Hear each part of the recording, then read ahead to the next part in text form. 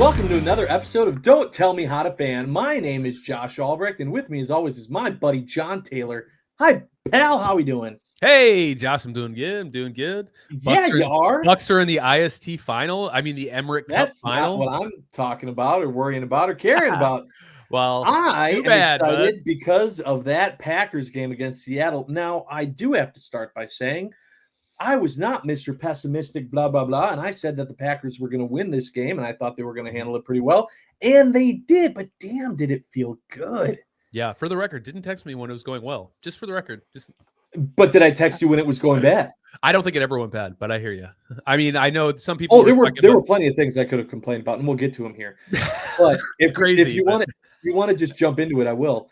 No. I told our friend Brian, mutual friend Brian, who listens to this, shout out to Brian, that I was going to try something new. You know, you had brought to my attention last episode that I use texting my friends during games as an outlet to vent during negative plays.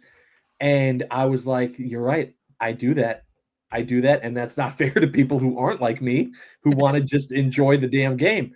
And so I did not text a single soul. I didn't text you. I didn't text him. I was part of zero group chats.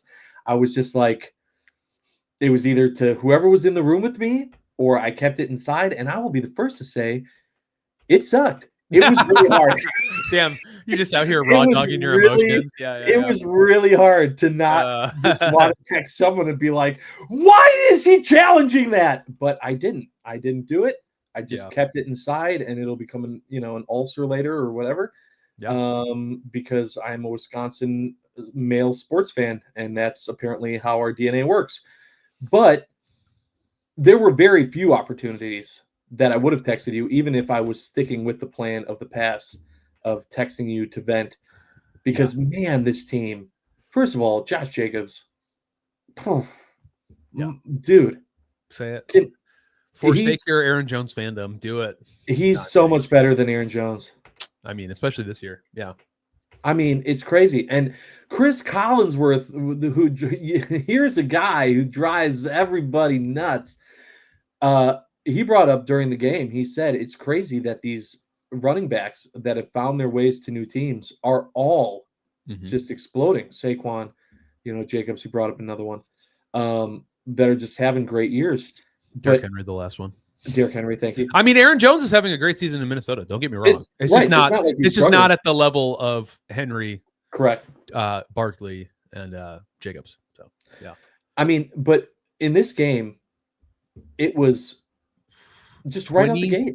26 carries for 94 yards. He carried the ball 26 times. And for the record, he could have kept going. The fact that he didn't get 100 yards in that game kind of pisses me off because he surely deserved it. Yeah. I mean, they were feeding him, and Seattle had no answer. Yeah. They had no answer. And the thing is that once you can establish that run, then it just opened everything up for Jordan Love. Yeah, the great news is he got 4 catches for 42 yards, which brings his all-purpose to over 100 for the 6th game in a row. I mean, he is the straw that stirs the drink. And I think when you talk about what is Jordan Love at his best, it's when he gets to push the ball downfield, and having a run game where they're selling out the pass to stop Josh Jacobs allows Jordan to do a lot of really fun and exciting things down the field in terms of pushing the pace. So, I mean, he went 20 for 27, threw for 229 yards, had a rating of 123.8. So just another, Toyota-thon Jordan Love. Yeah. And we'll get to Jordan Love, but I'm not done. Yeah. I don't either. I'm just trying to paint the full picture. Josh Jacobs is exactly the back we need to make this offense explosive and elite, and it's fantastic. It's watching this game, John, and I know some people that watch this podcast are going to be like, "Yeah, idiot, we all knew that weeks ago, months ago." But it really opened my eyes to how much I feel like Matt LaFleur prefers a running back to a quarterback. Oh, he had Aaron Rodgers, and it almost felt like Aaron Rodgers was hindering him. He wanted to have, Jordan Love is great. He's not, I'm not saying he's a bad quarterback, but being able to focus on the running game and just seeing the type of play calls and the way that Matt LaFleur moves this offense with backs, with Jacobs, and then giving Jacobs a break, but still using Emmanuel Wilson, and it just feels so much more comfortable for him Yeah. than what I feel like I was used to when he was coaching teams for the last however many years. Yeah. I'm very curious, and I don't know if it'll ever come out, but RPOs, Rodgers is pick and pass more than he's pick and run. So, a lot of those that, when he first came, they're doing way less RPOs now. And I think it's just a function of the fact that, Jordan Love is younger, more athletic than Rodgers was when Matt LaFleur got the head coaching job here with the Packers. But it's crazy to watch the team just be committed to running. Jordan Love's not checking out of it. He's not audibling out of it. He's not taking shots unnecessarily downfield just for the sake of taking shots. So, the offensive line too is like unsung heroes in this too. The offensive line is playing unbelievably well. Okay, right so now. let's talk about that, because that has not been the case all year, right? Like, especially in this game, the holes they were making for Jacobs were ginormous. Like, I couldn't have ran through them, but you could have. Like, they were big. Like, this was a huge game for the offensive line. And I don't know, like, was there something I missed with Seattle's front? No, they said defensively Seattle's been playing really well. So when it comes to the trenches, dude, I don't know. The Packers wanted it more. The Packers are just clearly a better team. The other narrative about all this too, it's just bouncing around a little bit. It's like everyone keeps saying like, oh, but they can't beat the teams that they're supposed to. Like, this is technically like the first like really good like quality win against another winning team, and especially like going to Seattle, a place that historically has been like really in the favor of the Seahawks. Hearing like "Go Pack Go" chants was pretty incredible. But oh yeah, we're gonna get to that. Yeah.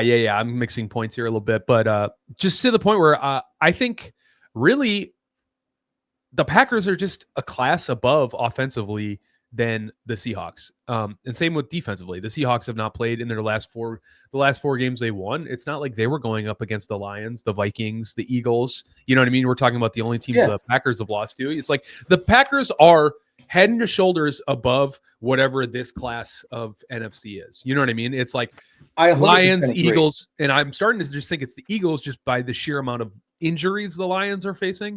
At some point we should have they still put up points. I mean, that's it's all defensively. But yeah, so I just think like the Packers are way closer to being in the same tier as the Eagles, Vikings, Lions than they are to being frauds, and on the same level as like the Bucks, the Seahawks, the Commanders. Like, that's just the truth. So, I don't know if they did anything better. I just think they're better. I mean, we talk about how that first Lions game, Myers is out, Jenkins is playing 2 bad snaps, getting pressured pretty bad. I mean, that last, I don't know. I would never say chalk up a game against a divisional opponent. They got their asses handed to them by a inferior defensive line, just given by the injuries, and I think they came back against the Lions. Yeah. Yeah. And I think this game I think they took their medicine, and I think they're like refocused, I mean, it was day and night. It was day and night. I mean, and I'm not saying that they've been terrible all year. I'm just saying there was way more proof throughout the year, and to Jacobs' credit, of Jacobs running into a bunch of guys 3 yards into a run and then trucking it another 2 or 3 yards. That was not what we saw against Seattle. These were holes. The man was just running wide open for 8 yards. Like that. We hadn't seen that. I hadn't seen that. Yeah. That was different. And so I didn't know if it was just that was a low point in Seattle's game, or if that was a big change. If it was a change, hallelujah. Like, keep that going for this Packers team. My guess is it's a healthy mixture of both, if I'm honest. I think like really like the Seattle's defense has been playing very well. McDonald, their new head coach, is a defensive guy, and it's like they definitely were really bad last year, and I think they've taken a lot of steps forward. But I don't know, man. I just think that this is what happens. It's like a playoff contenders bout, and I think the better team showed you exactly how they are going to go and win games in the playoffs. You know what I mean? This is the Packers blueprint. They're going to run all over you, and third and mediums, they're going to push the ball down the field to their playmakers. They're going to continue to use a lot of motion and disguise to mess up defensive keys. I mean, that's the other big thing is they're sending a lot of guys in like orbit motions, in, spins in the backfield, cutting, sending Kraft right to left and then having him miss counter and then having a misdirect. There's just so much going on pre-snap offensively for the runs. Matt LaFleur is, I always say he's like a genius play calling because I really do love everything he calls. I don't love when he calls certain plays, but his play designs are elite in the NFL. And I think he does an incredible job of making really basic run concepts look so confusing to the defense. And I think that's a really big thing. And he is making, I think I said in the beginning of the season, no one is more open than the Packers wide receivers. He has somehow figured out a way to design run plays that make it so nobody is crashing downfield or plugging gaps consistently when the run game is going well. So yeah, I think it's a whole bunch of stuff, but I mean, the guys are, and then at the end of the day, like the guys just need to go out and do it. And I think like we saw probably the most comprehensive and cohesive play of that. So, yeah, I mean, so all right, that's a decent amount of Josh Jacobs love. All right, now let's talk about the Jordan Love and the wide receivers. So, Romeo Doubs, that catch to put the game away. Which one? Both of his touchdown catches were incredible. I know. Yeah, but the one to put the game away was. Yeah. I mean, first of all, I watched it in real time 5 times. Yeah. Even knowing that it was a catch, seeing the slow-mo in real time, I was like, no.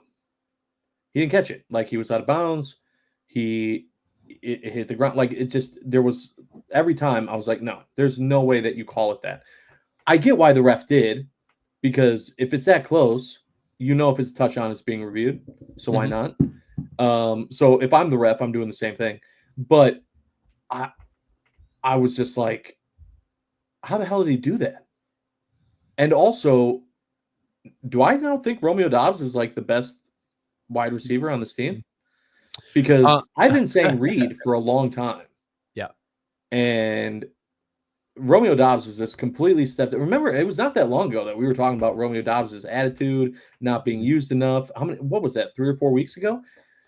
And now here we are, and he's just making these incredible catches. I don't even know. I don't even know where to start on the play of Romeo Doubs. But he's a stud. Yeah, I mean, I think what you're feeling is just those 2 catches for touchdowns really exemplify what Romeo Doubs does really well. He's not an elite route runner. He's not like a super physical wide receiver, but what he is good at is catching the football. He's got very strong hands, Sure. and it's what makes him such a great possession receiver. You can get a ball. If you put a ball near him, he's going to go catch it. And I think that was very apparent last night. And I think that really when you look at what we need out of our wide receivers, he's exactly what we need. So I don't know if he's better than Jaden Reed. I think it's a great problem that we could even have this conversation. Christian Watson is still playing at a level that I think is getting to a spot where we need him to be. Last night he had I was looking up Romeo Doubs splits to try to figure out when he went out. Watson yesterday, 3 receptions, 56 yards.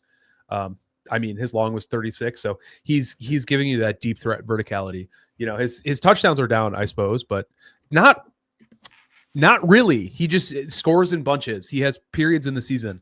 Sure. Somebody tweeted a very fun stat, and I'm going to do Can a you stat. share real with quick. me? Yeah. Out of all the wide receivers taken in the 2022 NFL draft, can you name the top 2 in receiving touchdowns? No. I will tell you. Number 1, Romeo Doubs, 4th round pick, Green Bay Packers.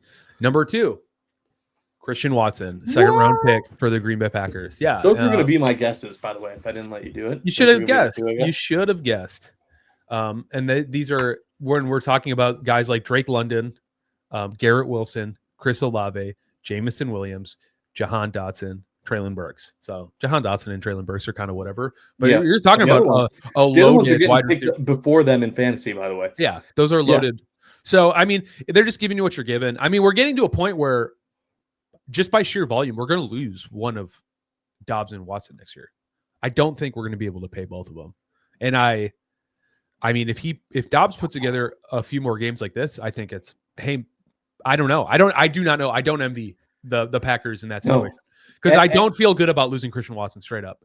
I don't feel good about it. Is it terrible? Is it okay? Here's my thoughts on Christian Watson. I was totally one of those Packers fans that before 3 or 4 games ago, I was still in the camp of, yeah, I understand he went and had whatever his body looked at, and they think they figured out the problem, and now he's not going to be injured as much.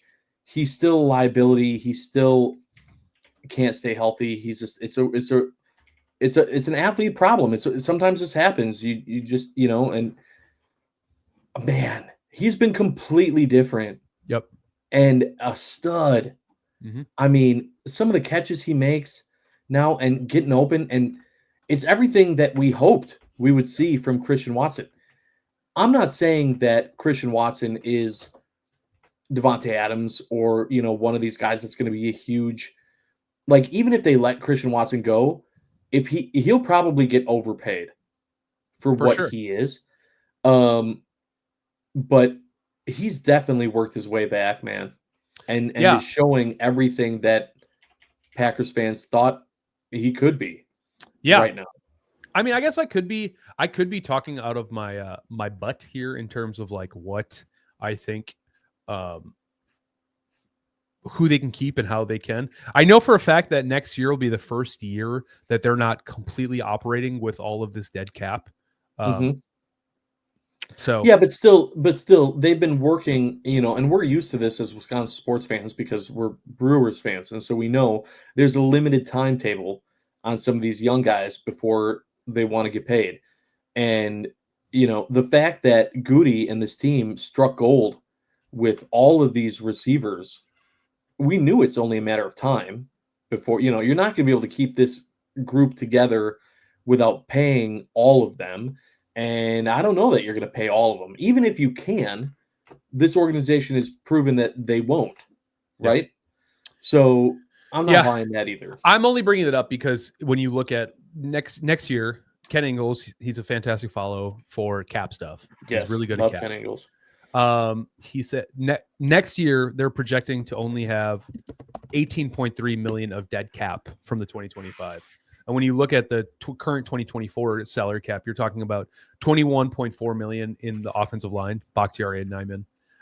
Aaron Jones was 7 mil, and then Devondre Campbell was 8.6 mil. So it's just maybe they will pump these resources into wide receiver, but the wide receiving contracts are just getting bloated and out of control. But I think definitely either of Watson, Dobbs, and then we still have Jaden Reed and Dontavian Wicks to figure out. I mean, that's still a hell of a receiving core, and Bo's not going to go anywhere either because he's like flirting as the fourth option anyway. So I don't know. Yeah, it'll be definitely an interesting. It'll definitely be interesting moving forward. But who cares?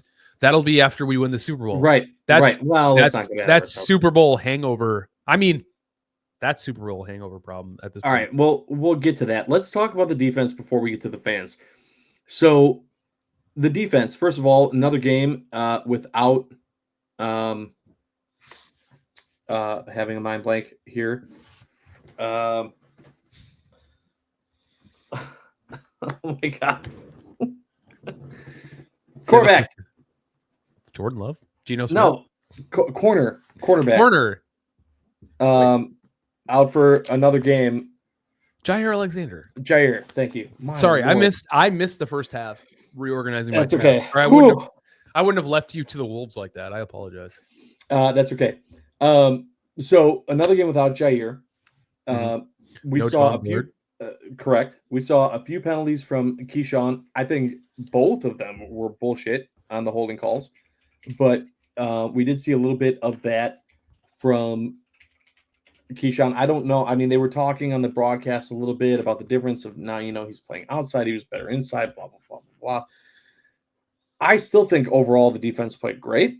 I think Mhm. that interception in the end zone was just a dagger to them. I mean, they really never recovered from that. No. And I'm I'm starting to feel like, is this defense coming together now? I don't know.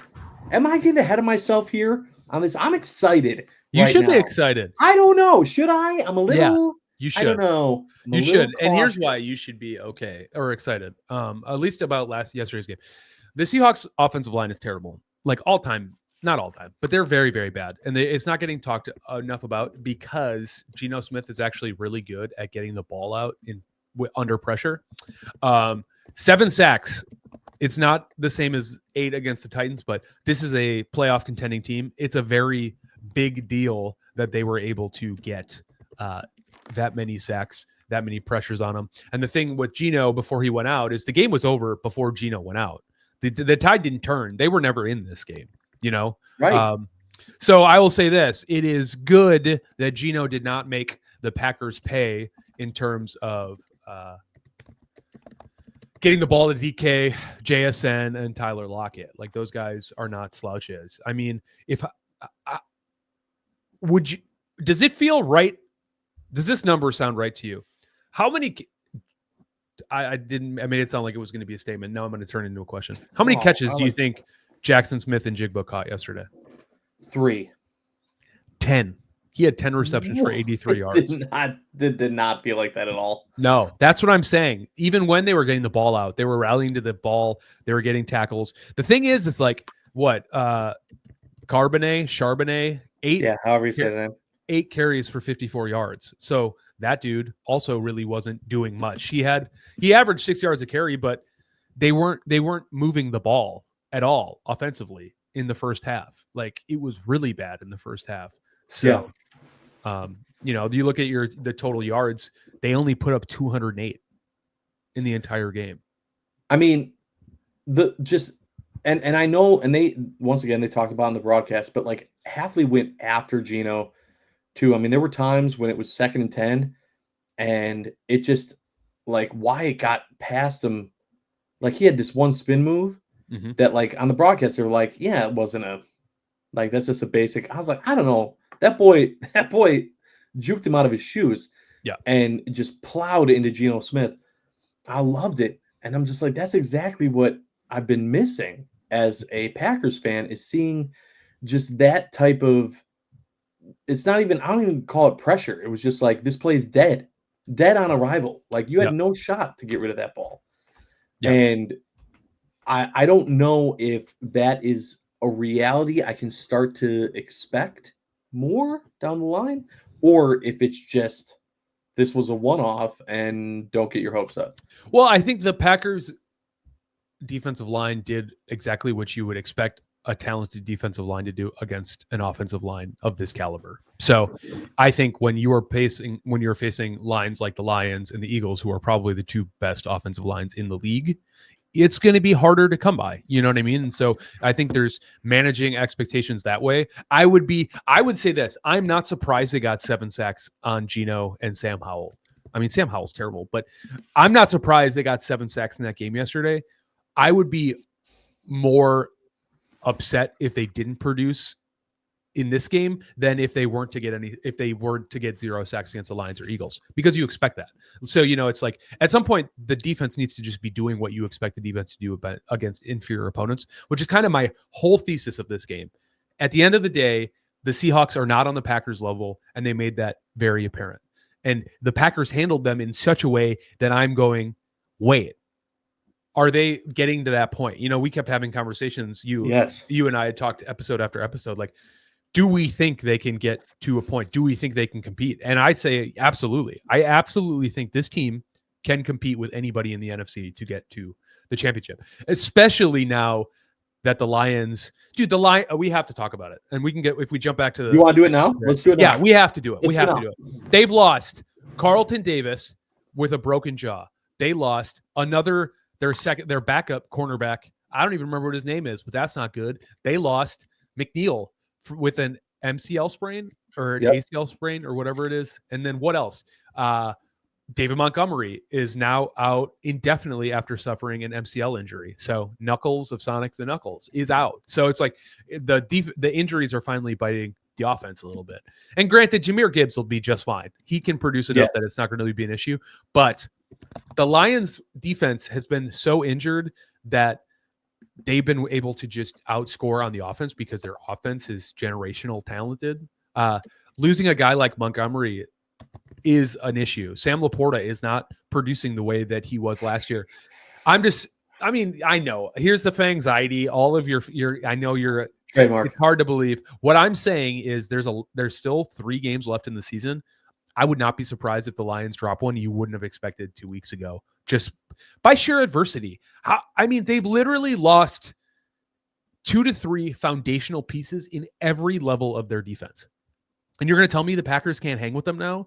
I mean, it's going to be a shootout, but I'm just saying, like, I trust the ability of the Packers to beat the Lions, especially now, third time, blah, blah, blah, all that old adage. But I just mean, like, the Packers are putting up numbers straight up, and they only lost by a field goal last week. So I just don't think it's as far. I don't think they're as far away as they were. And it's not necessarily all Packers, but I also said I thought the Lions might come back down to earth. It's really unfortunate that the coming back down to the earth is injuries. Like, I'm not a Lions fan, but I don't. This sucks. This is not how I wanted. I wanted them to just get beat. It's like I definitely wouldn't wish this amount of adversity in terms of injuries, literally on any football team. Well, I might on the Vikings, but no, you don't root for injuries. I just, I'm not counting the Lions out though. Like, even with the Lions and the Bills game before, which, at least locally we got to see prior to, I don't know if it was on for you, but it was on every single market. It was a game of the century. There were two other games going on, and those markets didn't have it, but everywhere else in the country had it. Yeah. I mean, what a freaking game between these two teams. And even with these injuries, I mean, the Lions still battled back. It's crazy to me how much depth that Lions team has to do what they're doing. I mean, we thought when they went up against the Packers, it was like, well, we're going to have an advantage because they have all these injuries. And then they still kicked the crap out of us. I mean, and I know it wasn't like that much, but like these guys that were there for 3 days were playing good football. Yeah. And so they have depth. They're finding ways to get this done. Now I'm worried that this Lions team, like they still have enough to get out of the NFC, but then like they'll still lose to the Chiefs or for sure, whatever. And then I'll be pissed. Yeah. And then I'll be like, cool. So the Chiefs win again because the Lions just had to use enough third or fourth stringers to not go all the way. Well, this is my new hot take.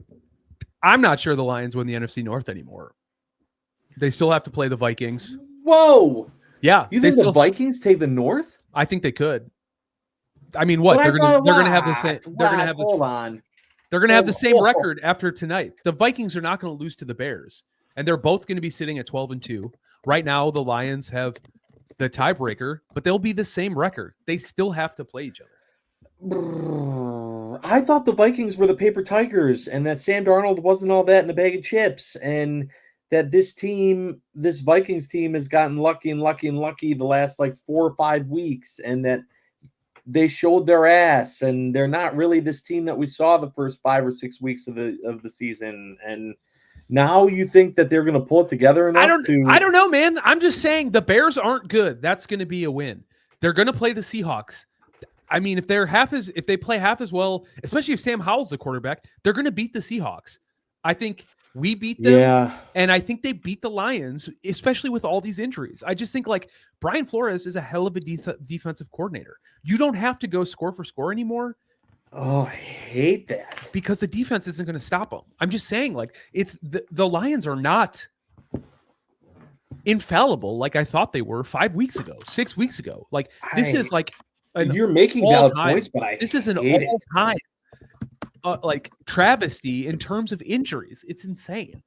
And the Vikings are, I mean, at some point I think they are frauds, but they're still winning games. I don't see how they lose these games. You know what I mean? And they're gonna end up, by the time when we're taping this, they're playing the Bears, which is gonna be should be an easy win. A bloodbath, yeah. So I don't Bringing know. them to 12-2, tied with the Lions. That's what I'm Now, saying.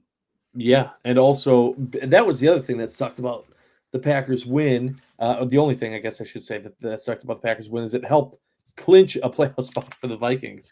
They were making it no matter what. I You know I what I know, mean? but to So just the know that like yeah. we helped them, I was not a fan of that. Um, but yeah, I mean, there's a very good chance that they are tied for the number one record in the NFC Yeah. by the end of the night. Yeah. I mean, I just Okay, so we know that the Packers are playing the Vikings one more time. mhm. We had talked in previous episodes that that game is the defining moment of this season Yeah. because the Packers have lost 2 games to the Lions.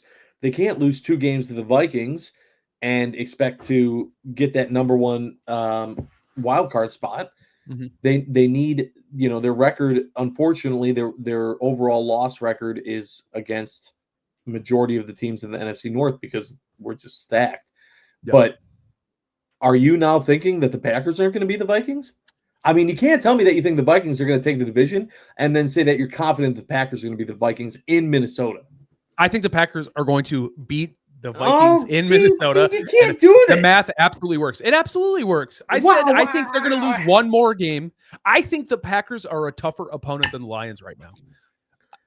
I think like The team projecting out. that pushed the Bills of 43-42 in an absolute slobber knocker. Josh, they lost 5 of their players after that game. 5 more of their players. Yeah, I'm just at saying, what point? At what point in that game did they lose those players and they still came back? I mean, they were down big at half and they still came back. Yeah, their offense is elite. I never said it wasn't. I just think right now the Packers are a tougher opponent than the Lions. I think the Vikings lose to us, and I think they beat the Vikings or beat the Lions, and they finish 14-3. And I think the Lions drop another game. I was looking at that. It's I think they drop the Vikings, and I think they probably. That's a little tough. I don't know. You're right. Never mind. I don't know. They could have the same record. It'd be a head. I don't know. I don't know if it's conference or not. I don't know what the tiebreakers are going to be. But I think the Vikings beat the Lions. I think the Vikings beat the Lions, and I think the Packers beat the Vikings. And it continues this hilarious conversation about who really knows what's going to happen in the NFC playoffs. Because the real truth is the Packers are going to be the 6th seed or the 7th seed, but they're not overcoming the Vikings or Lions at this point. I hate that.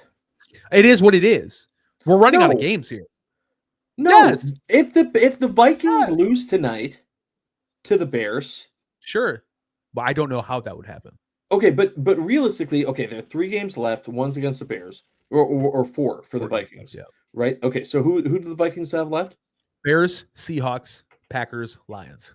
Okay, if Geno plays, that game's in Seattle. Yep. That could potentially be a loss if Geno plays. How the hell do the Vikings play the Seahawks worse than the Packers did just last night? That's my thing. You were just completely so I'm just looking at the rosters of these teams because and the Vikings have won the last few of their games have been close games. It's not like they're blowing people out. They beat the Falcons 42-21 last week. Okay, that's fair. Besides that one, all right. So that I don't know. Maybe I just can't admit. You can't, and that's fine. That's fine, and that's totally fine. Because I still think here's why I'm okay with saying all this. Because I still think there's a possibility if they don't get the 1st seed, they get bounced by the Buccaneers. Because I think the Buccaneers could play David versus a lot of these teams the way they're playing right now. I think they're going to choke because they always have. It's in their DNA, and I love that about the Vikings. But I'm just looking at. I'm just trying to be realistic. Like if they go 500. They still have one less loss than us. You know what I mean? So, yeah. So also Washington is the other team we're worrying about, right? Of bouncing us to the 7th seed. Yeah, worrying is yes. Well, the Packers. They're only a game behind. Yeah, they're 9-5, and then after that, it's going to go to conference record, which I don't know. All of our losses are in conference. Yeah. Right. It doesn't matter. We're not sitting pretty there. Yeah. Realistically, do you, even though you think the Vikings are going to be the number 1 seed, do you see the Packers winning out? Do I see the Packers winning out? At this point, yeah. Yeah, I do. I do. I think the Saints are gettable, and then it's the Vikings and the Bears. So the Saints is like the most squirrely, but I just don't think the Saints are very good. You know, I think my score prediction, I gave the Seahawks a little too much credit, but yeah, you did. Let's talk about that quick because I'm happy to bring that up. Yeah, let's go. So, are you gonna let me? Are you gonna let me? Because I'm a fan of that. So the final score of that game, I don't have it up right now. Hold on. Which one? The Saints game? No, the Packers beat the Seahawks 30-13. Right. I had 27-17. Yeah, you sure did. That's pretty damn close. I mean, I didn't nail it, but I'm happy with that score. You also said the Packers were going to win, but you said it was going to be a lot closer. I thought it was going to be 27-24. And for the record, it very well might have been if Geno doesn't go down. Yeah. It could have gotten a lot closer. Yeah. I mean, there was a point where and this is the negative. If we're going to get to the negative, let's get to the negative. Yeah, let's talk about it. I do want to get back to the game. I do want to get back to the game. A lot of people talking about LaFleur's decisions of kicking field goals and not being a little bit more Dan Campbell-ish of going for it. Specifically for me was when he had 4 seconds and that PI on, I believe it was Watson, that put him on like the 3. Yeah. And they just kicked the field goal and called it a day. I'm not upset with the call for the field goal there. You put the game up by 3 possessions going into halftime. I think that's okay. What I'm really not okay with, and I'm glad that he came out in his presser and owned up to it immediately, was the fact that Matt LaFleur called so conservatively. They let so much time go between those first couple plays of that drive all the way to that 4-second runoff. Like, they let so much time go off, and I don't really understand what the thought was behind that. They get these plays off sooner, and all of a sudden you have the ball on the 4 because of that DPI on Watson. And it's like, we could have taken 3 shots of that end zone in 20 seconds. That's what I take exception with. Yeah. I mean, at that point, but 4 seconds. Well, yeah. But game management is such that if you have the ability to drive down the field, go drive down the field. I don't. Yeah, I agree with you. I agree with you. I agree with him. It was a mistake. I feel like even looking at the situation they were in, I trusted the offense enough to try to get in the end zone there. 100%. I'm trying to figure out 4 seconds. 4 seconds, is that not enough time? You had a timeout, too. 4 seconds in timeout. Is that not enough time to get one quick something, one quick boop, and then timeout with a second left? Maybe not. I guess I don't know. It's not like basketball, where it's a little bit more fluid, but I felt like maybe he had a shot. They say you need around like 6 or 7 seconds to be able to like clock a full play. Okay, so it would have been tough. I just know that at one point it was 2nd and 1 on the Packers 47, no huddle. We got 1st and 10 on Seattle's 45, and we let so much time go. Like in between that first down and the second down beforehand, 40 seconds went off the clock. Yeah, in between the whole play clock. Yeah. In between that 1st and 10 at 54 seconds left to the 2nd and 7 when we gained 3 yards, we let another 28 seconds go off the clock. So we lost we did. We lost a full minute to just not moving like we were in a 2-minute huddle or a 2-minute drive, which I don't understand. That's what I don't understand. And I think that's like, I hear a lot of criticism about LaFleur not going for it on 4th down as much as he used to. You know, a lot of the think pieces and blogosphere people were talking about how like the Eagles and the Lions are going to go for it on 4th down. The Packers need to stop being so conservative. We're getting towards the end of the season where it's like, I want to start seeing the Packers because I think we're pretty well locked into the 6th or probably the 6th seed really, that I'm like, let's start seeing. I mean, it is what it is. I know it is. You keep saying that too. I just don't like it. I'm allowed to not like it. I never said you weren't. But don't tell me how to fan, John. Stop interrupting me because you don't like it. I want to see the Packers start treating ththese games like playoffs. Be aggressive. Let's see you take shots, because we're going to need that in the playoffs. We're going to have to find ways to win. We're going to be the road team in every single game we play. Like, we Didn't have it to. feel like the one time that he did go for it on fourth down, it felt like it was forced? Like, you're going for it now because you didn't earlier, and then they didn't get it. They got stuffed. Yeah. Jacobs got stuffed for a loss, and I was like, yeah. Mhm. Like, it just felt predictable. Like and I'm not obviously a head coach. I don't know the mindset of everything, but that's one of the beauties of the mindset of Dan Campbell, is that when you go for all of them, then no one's judging you if that one didn't work, because you have 3 others that did. Yeah. But because the one time that LaFleur went for it and it didn't work, when there were plenty other times where we wish he would have, it kind of made that one sting a little bit more for me. Yeah, I mean, I guess like re-looking at the box score, we were up by 10. You're talking about the downs. It was like, yeah, there was the drive before the interception. So, right, but we were on the Seattle. You didn't know the interception was coming. Sure. We were on Seattle 39. It would have been a 56-yard field goal in the middle of the night in Seattle. Like, it's not like the best condition. So it's like, I get going for, but that's not, we're going to kill these guys right now in the third quarter and be done with this football game. That was, we're in a really weird spot in the field, and flipping the field position with Daniel Whelan might be challenging. So why not just go for it? Yeah. I mean, ultimately all of it, but that's what I'm saying. Like, a lot of the complaints about this game are pretty nitpicky as far as I'm concerned. 100%. Because it was a great game as a Packers fan. Because once Edrin Cooper got that interception, we went down and scored again. I mean, listen, I can't believe I took this long to talk about Edrin Cooper, because I've been saying it all season. I know. We're deep in this podcast. I know. If you're still listening, bless. But yeah, I mean, yeah, stud. I'm trying to pull up his stat line from last night. Well, when you are, let me tell you, he's a stud. And the games that he missed, I mean, just coming in was epic. And I mean, he showed up and showed out. He is a shining light on this defense that we've complained about on a lot of podcasts.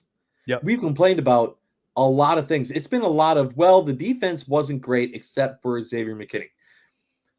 Edrin Cooper is there, and he balled out on Sunday night. That was awesome. Yeah, that was absolutely awesome to see. I mean, he wasn't the only one, right? There were a lot of people on the defense that showed up that I was very happy to see, came to play in that game. But I was a big fan of what Edrin Cooper brought to the game.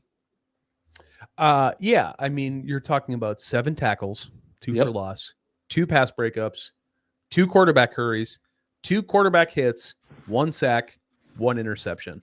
Yeah. In, I think, like 34 snaps, 36 snaps. Like, that's a lot. That's doing a lot. I mean, I don't love apples and oranging everything, but you talk about like the 2 pass breakups and interception. It's like Eric Stokes hasn't done that in a single game he's played since, so. No, I do got to give you some flowers, and maybe I'm just imagining this, but I do believe you did say earlier on that, like, you didn't understand why he wasn't, like a bigger, like early in the season. Yeah. You were saying, like, what needs to happen for this defense to give some of these other guys, including Edrin Cooper, like a legit chance? Why do we keep relying on some of these other guys? I really think it's like consistency and development for him. I think more than anything. I think the Packers, the coaching staff is clearly just concerned, or were concerned earlier in the year, that he was going to, I mean, he misses keys, he misses assignments. The thing is, he's so athletic, he can kind of cover up a lot of those mistakes. But I mean, when you're talking about needing stability in the linebacking core, especially when you have like Quay Walker as the mic, like placing McDuffie and Wilson next to him makes a lot more sense. So I do understand that, but I just don't see how it can. I guess reports are that apparently it's a lot of practice stuff, that it's just like not clicking as well as it should be. And he's like putting a lot of work in. I mean, he's saying like, hey, after this game too, he was just saying like, I've just like been really trying to learn everything, so it's like being a rookie is hard. I never said it wasn't, and I don't think you were either, but I just mean like we all need to remember that being a rookie is hard. But like this dude's athletic profile is so off the charts. Like in college, if you look at the way he could affect the quarterback, get pressure on the quarterback. I mean, you're talking about like he's like spying, and because the quarterback just isn't fast enough, he's just sacking him. You know what I mean? It's like, oh, you're right there. I'll go get you. You know what I mean? So it's just like he's just so athletic, and good for Goody. I mean, he had my favorite second round draft of all time. I was like, please get Edgerrin Cooper, please get Javon Bullard. Yeah. And he went and got both because they're downhill thumping players. And that's something that this defense is sorely needed. So, I mean, he's like, I don't want to like king make anybody, but like we have not had a dominant linebacker like this probably since like Clay Matthews. If you want to tell me about like that one season Desmond Bishop had in 2014, I would listen to it. But nobody is nearly as like this like athletic freak off the page. So he's got to keep doing it. But like you remember we said this earlier this year too when we were talking about like the Jordan Love contract, and I was like, Jordan Love performed at a level that is too high for quarterbacks who are bad. Like no bad quarterback has ever played as well as Jordan Love played last year. And now that he's healthy, you're kind of seeing it again and how it just is very obvious he's the guy. I feel that way about Edgerrin Cooper. You can't put together a night like he had last night and not be at least an above average linebacker in this league, period. Yeah. End of story. So you have to prove it more than once, but he definitely opened some eyes. He definitely made some people that weren't paying attention start to pay attention. Oh yeah. To the play he was having.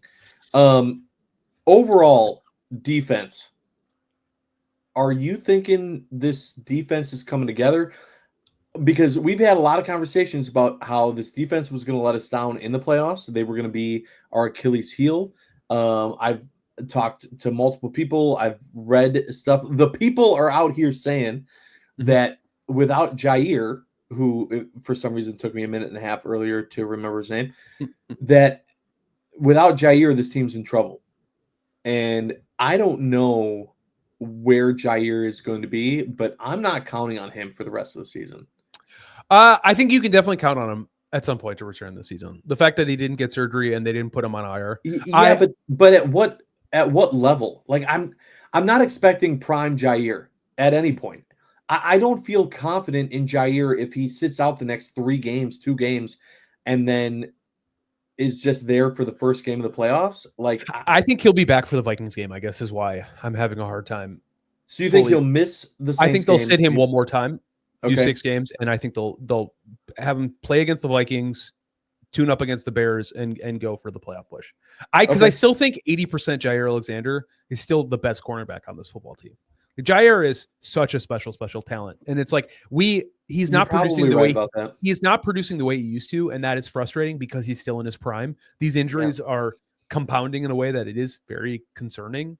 However, he still is the best cornerback on the team. I think the reason why I think this defense can continue to produce like this, even with some of the injury question marks, is because I think like we're getting pieces back, right? Like I think Carrington Valentine is very clearly the second best boundary corner on this team. I don't know why they were rotating him and Stokes in and out. I think it's Can we just be done with Stokes? Yeah, I think at this point you kind of have to be, right? I mean, the coaches might not be, but he won't be back as a fan. Yeah, they didn't exercise. They didn't exercise the option, and he has not played well enough to warrant a contract. I'm talking about this season. Like, can we get him off the field? Can we have him be like Stokes is in because there's a problem? Right. I just Stokes has not shown me anything to make me feel like this guy can be what we need him to be, which is a disappointment, right? Obviously, we're expecting things from Stokes, but he's never lived up to that. Yeah, especially lately, and so I'm writing him off. Yeah, you should. Okay, good. Let's talk about Quay Walker. What about a lot of people had been kind of non-Quay lovers, and I feel like we were kind of trending that way. And then you, a podcast or two ago, had said Quay is back, right? You were very happy with Quay's play. Quay went down with an injury. Yeah. Left the game. I don't know. I hadn't seen reports. I don't know where we're at on Quay Walker, if he's going to be okay, if we're looking to him for the Saints game.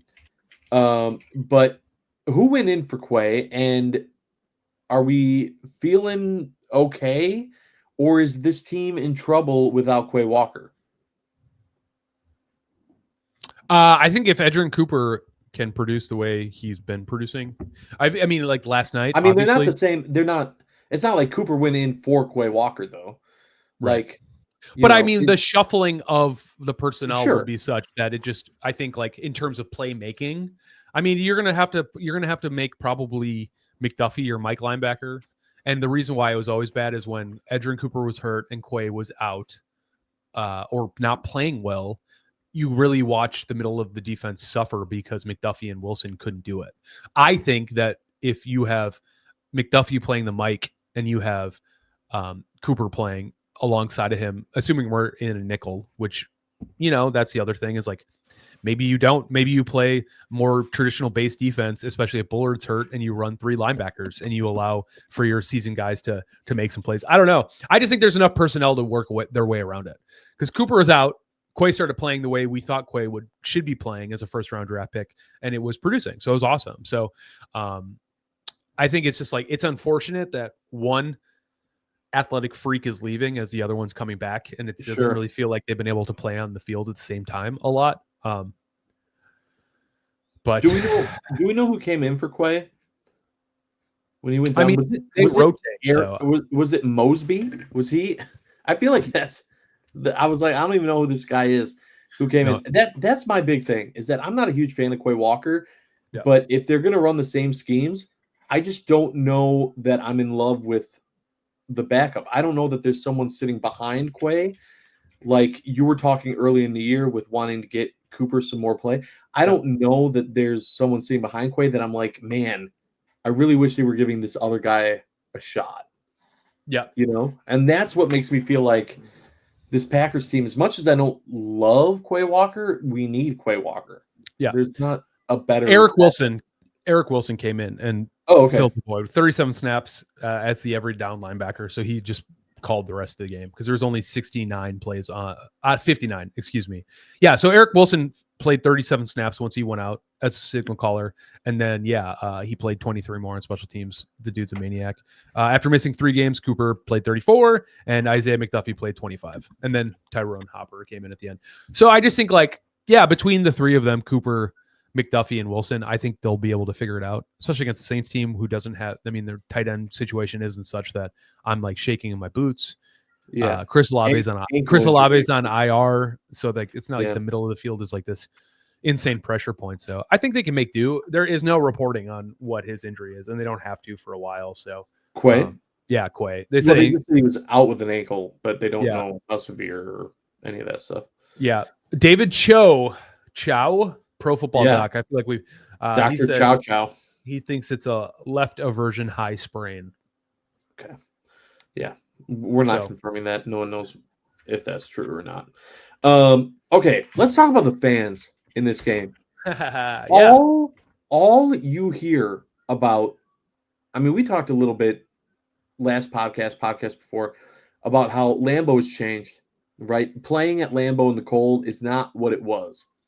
Well, apparently playing in Seattle with the 12th man is not what it was, because there were multiple times, like 3 or 4, where through the broadcast you could hear "Go Pack Go" chants, to where I believe it was the second or third time that the broadcast team couldn't even ignore it. Yeah. And you started hearing them say, and Packers fans showing up here, and awesome. I mean, LaFleur brought it up after the game in his post-game presser, but I was not expecting that, John. I was not expecting that type of showing from, the Packer faithful in Seattle. Bitching. That was awesome. It was awesome. It was great. I haven't seen that all year. No, I think there was the Bills game, I think, was the only other time this year where they were really having a conversation about it. I mean, they're 3-5 at home. The 12th man advantage is dead. It seems like the 12th man fans that is all but dead at this point. I think the big thing about it is I think Seahawks fans like Pete Carroll a lot more than the organization did. And I think it burned the fan base that he was like, here's a 2-hour meeting about how I want to stay the coach and how I'm willing to change all these things. And they were basically just like, nah, see you later. And I think that's a problem, and I think people in Seattle, I mean, I'm in the Northwest. I talk to Seahawks fans. There's not a lot of them floating around, but They do say like they're not convinced by Geno. They're happy. It's a great story. But I think like really when it comes down to it, they just don't think Geno is going to win them games when it counts. And I mean, he went out yesterday, but he wasn't playing well enough to make you think otherwise. So I think it's awesome. I mean, clearly Packers fans travel really well. It's nice to feel like to get that ghost of playing in Seattle off the Packers' shoulders. You know, I think like to me, it's a little bit more than that though, because especially in our division, we've been watching Lions fans go into Lambeau, go into everywhere, right? They're celebrating that now's their time. And Lions fans are traveling. And, you know, Honolulu Blue was taking over Lambeau and all these other places. So to hear, not even though the cameras were ignoring it, to hear the Go Pack Go chants in Seattle, which is a place where we have had, I mean, I'm not going to say it's like a huge rivalry, but there have been enough games to make them a rival. Oh, yeah. They were the 49ers to us before the 49ers were. A team we like play sometimes. We're always pissed off about it. I mean, you know, yeah, it's great. I mean, you expect to hear Go Pack Go chants in like Jacksonville, right? The team, the Packers fans do travel well, but it's like where 6,000 fans are showing up for the home team, right? Yeah. So I don't know. I mean, I think it's more of an indictment on Seattle necessarily than the Packers because Packers fans are showing up everywhere no matter what. So it is interesting. They were loud. I mean, it's great. Props to them. Absolutely. I loved seeing that. Yeah, it was. I mean, yeah, that what a hell of a game. Yeah. Now we got to cheer for Seattle. Right. Before we get into Packers Saints, do you think that Seattle will in any way, shape, or form be ready for the Vikings, or are you already saying that's another dub for the Vikings and we're moving on? If Geno can't play, it's a dub for the Vikings. I agree. It really does come down to Geno. I agree. Because Sam Howell, it's still in the episode. He fucking sucks, dude. He's so bad. Like there needs to be a documentary made about the last 8 years of quarterback development in the league and how piss poor it is. It is insane how bad quarterbacks are in the NFL right now. They're talking about expanding the league, and it's like, bro, there isn't 32 starting caliber quarterbacks in the league right now, and you're talking about adding to it. It's disgusting. Yeah, he's bad. He's really bad. And if Geno's out for more than backup quarterback, he's what he's supposed to be. Honestly. I don't know. Malik Willis, we traded a 7th round pick. We got lucky. Games. No, we didn't. It's because our team gave Malik praise. Our coaching staff and our organization aren't inept. That's the point I'm trying to make. But why the hell? Tell me one other team that has a Malik caliber backup. The Browns, because of DTR. Jameis? Well, no, because Jameis just got benched. Okay, but I'm saying like he was the backup. Yeah, Thomas Robinson. I think the Ravens have a really good backup. The 3-11 Browns, by the way. It doesn't make them less of a caliber quarterback. I'm just saying it's hard to have a good quality backup quarterback, and the Packers got damn lucky that Malik Willis showed up and said, "I'm here to freaking play." Yeah. I just think there's like journeymen are out. I don't know. I don't know how you have Sam Howell be your set backup. You know what I mean? It was like the Packers last year. I guess, I mean, maybe it does make sense. The Packers kept Sean Clifford as their backup. That's what I'm saying. I was like, so maybe they're following the same model of like, we don't think we're going to make the playoffs. We're not. I don't know. I don't know. Out, they're giving up. Yeah, for sure. Is essentially what they're saying. Yeah. And then I think no matter what, it's like there's a good chance the Rams just take the division. They have a tied record right now. The Rams are peaking, especially with getting Puka back and like Kyron Williams is a stud. Matthew Stafford is May. I don't care. Yeah. I don't care beyond needing Seattle to beat the Vikings. Yeah. Once this game is over between Seattle and Minnesota, I don't care at all what happens in the West. I don't care at all. Well, you might care because we might see them in the first round. But we'll worry about that when the time comes. Yeah, that's a problem for future us. I'm not at that point. Well, speaking of future us, in a week's time, we're going to be playing the New Orleans Saints. And let's get honestly, normally we're a little better about staying on point, but you know, it's an exciting time. It's an exciting time for football. You know, checking in around the league. It's like we do these records Sunday night, Monday, and it's like there's so much fun stuff to talk about. It's a no-brainer. I think the Saints are going to get beat by us by a lot. Where's the game? What's that? Where's the game? Oh, that's a great question. Why don't I know that? Is it in St. Louis? I don't know. That's why I'm asking you. Is it in Nolans? I'm gonna look right now. Nope, it's in Green Bay. It's in Green Okay. Bay. All right. Well, On that helps. 2 days before Christmas. Ooh, Santa. They're a dome Santa might team. be in Green Bay. What's the 10-day forecast in Green What's Bay? that forecast? When you're looking that up, let me tell you, here comes realistic, fearful Josh Okay. to ruin everyone's Christmas. I don't think the Packers are going to lose this game. Let me start there. I think Super the Packers win. pessimistic. But I do feel like this is a little bit of a trap game.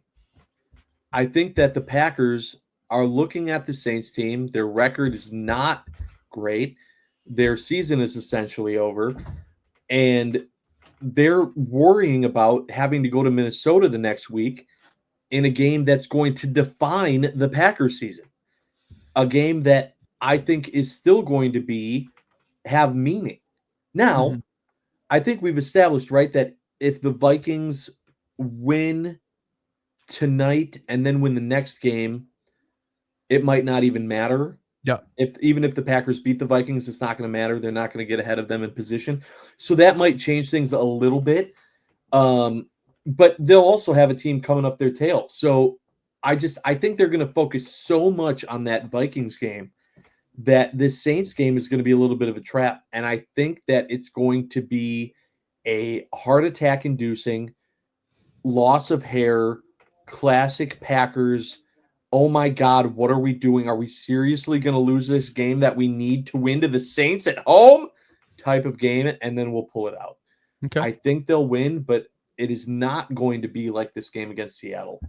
I do not think it's going to be that type of game. You think we're going to have a harder time at home I understand. on Monday Night Football against a dome team from the South? I hear your point. What's the score? You're right. I'm sorry. I'm going to say it's 30-24. Okay.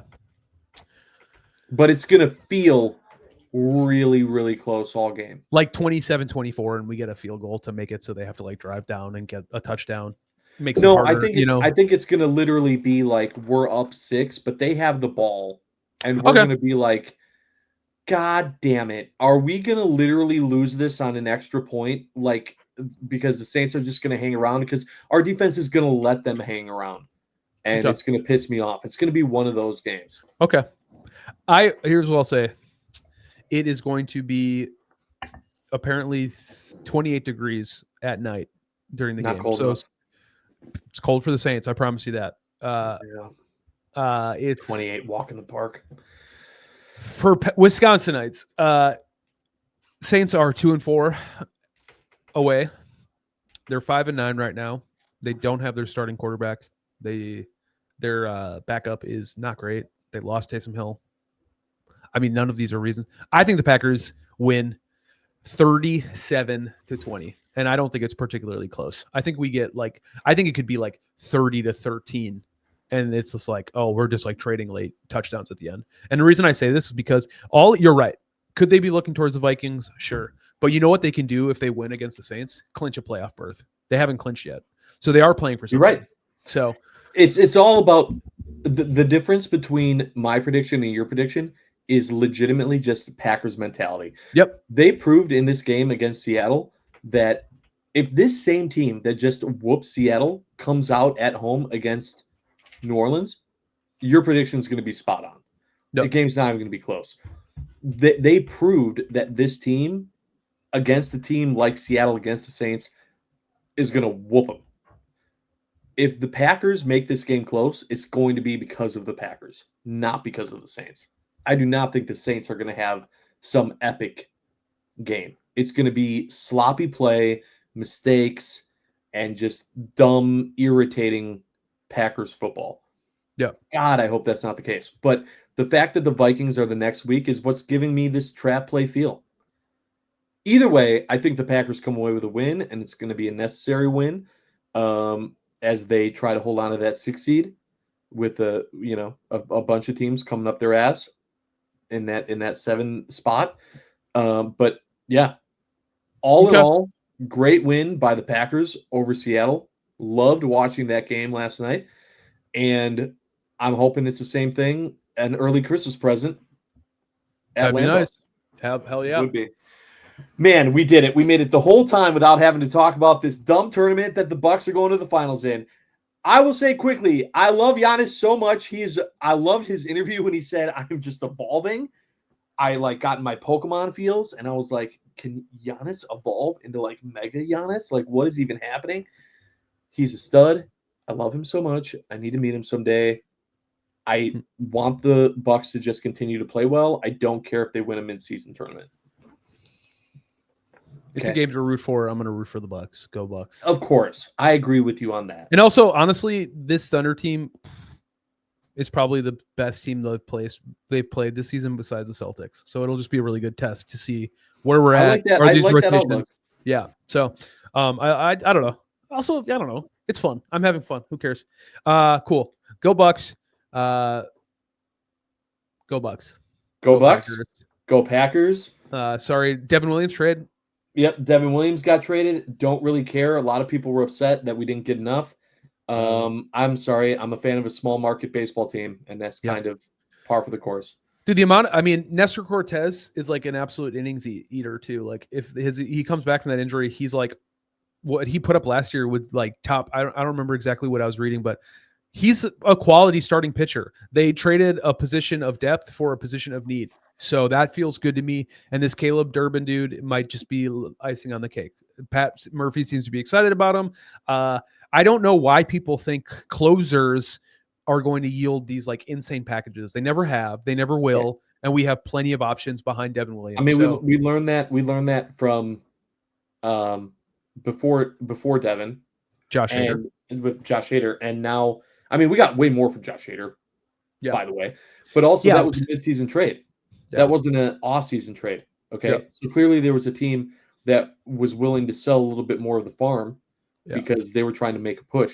Yeah. That was not the off-season. You're not going to get as much. Yeah. And so you have to be realistic and realize we desperately needed a starter, and now we have a starter. You know what I mean? Our rotation looks a lot better on paper. So it is what it is. I mean, people gotta, like you said, we're a small market. Sometimes you have to move away pieces. Yeah, either way, baseball sucks because teams like the Yankees and the Dodgers and whoever can just keep stacking people up, and we got to play small ball. So I'm going to focus on the fact that the Packers are doing great, the Bucks are doing great, and the Brewers, I have time before I got to worry about them, and I'm a fan of that. Love you, bud. Love you too, bud. Thank you so much to everyone who watched this. Go Pack. Man, if you're not happy right now, I don't even understand you. Because that was a great game. This team is firing on all cylinders. I love to see it. And hopefully we're celebrating another win next time we do an episode. Appreciate you. Appreciate you guys for listening and watching. And we'll see you next time because we're not done yet. Goodbye.